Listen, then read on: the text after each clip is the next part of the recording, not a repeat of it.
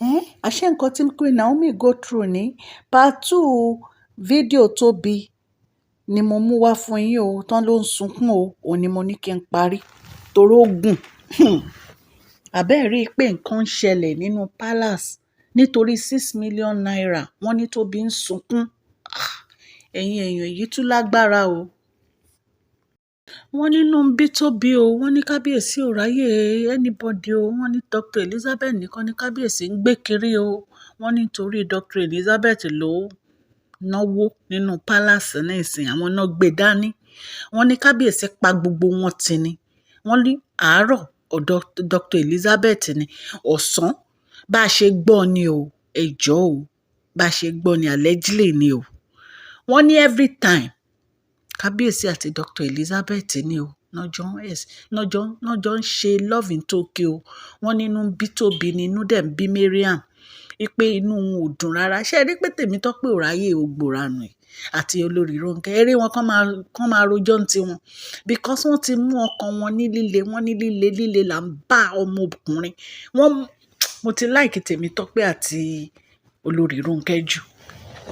Ẹ rí pé àwọn tiwọn wọ́n kàn fèsì pé investment àti ẹ rí pé olórí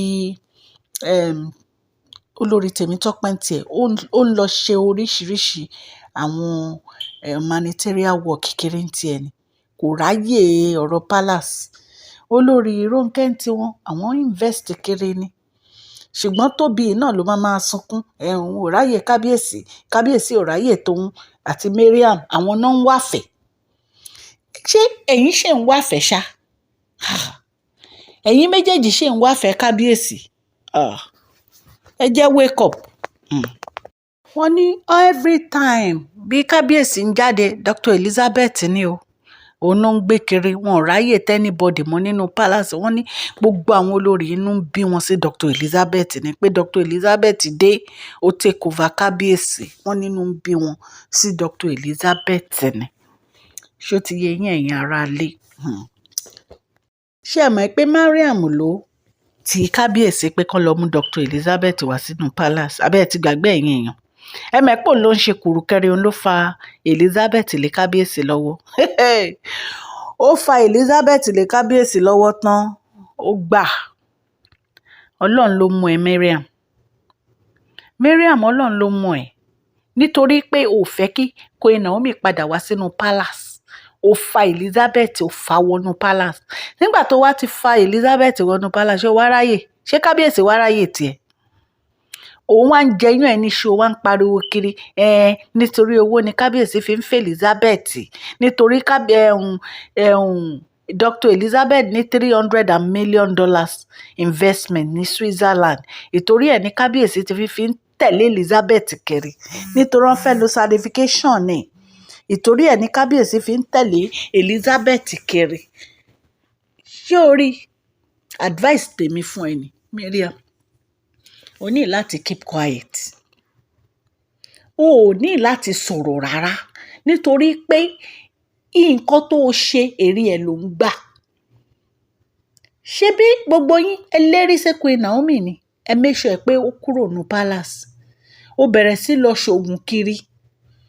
Jẹ́ kí n sọ fún ẹ, kò sí nǹkan tó dàbí ìfẹ́ òtítọ́ láyé. Kò sí nǹkan tó lè ṣe sí ìfẹ́ òtítọ́ kó o mú gbogbo ọ̀nà kó o wó, kó o mú gbogbo ọ̀nà kó o dí. Ìfẹ́ òtítọ́ á lékè. Gbogbo nǹkan tó o ṣe nísìn ìwọ ló ń jèrè ẹ̀. O mú ìyàwó wá fún kábíyèsí ò ráyè tí yín mọ́, ìyàwó náà ń tẹ̀lé kiri, ó wá ń rojọ́. Ẹjọ́ kí ló ń rònú? Ẹ̀yin èèyàn lé ẹ wò ó, oríṣiríṣi ń ṣẹlẹ̀ ní palace o, mélòó la fẹ́ sọ fún yín? Oríṣiríṣi ń ṣẹlẹ̀. Ẹ jẹ́ ká máa gbọ́ gist Tobi lọ.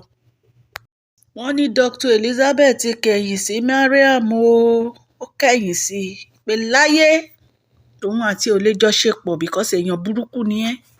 Wọ́n ló kẹ̀yìn sí o. Wọ́n ní torí ìgbà tí Dr. Elizabeth lọ tẹ nǹkan burúkú mọ́lẹ̀ nínú palace tẹ́sẹ̀ tí ń wú yẹn, ìgbà yẹn ló ti bẹ̀rù àwọn èèyàn nínú palace. Nǹkan tá a gbọ́ là ń sọ fún yín o ẹ̀yin ará ilé, mi ìbá kábíyèsí gbé palace o. Gbogbo ọ̀rọ̀ yìí orí social media láti gbọ́ adẹ̀ní ká torchlight sí. Wọ́n ní gbogbo wọn wà upset o, àti Tobi o, àti Ashley o, àti Mariam o, àwọn mẹ́tẹ̀ẹ̀ta yẹn wọ́n náà wà upset nítorí tibí wọn ò rí gbà, owó wọn ò rí gbà.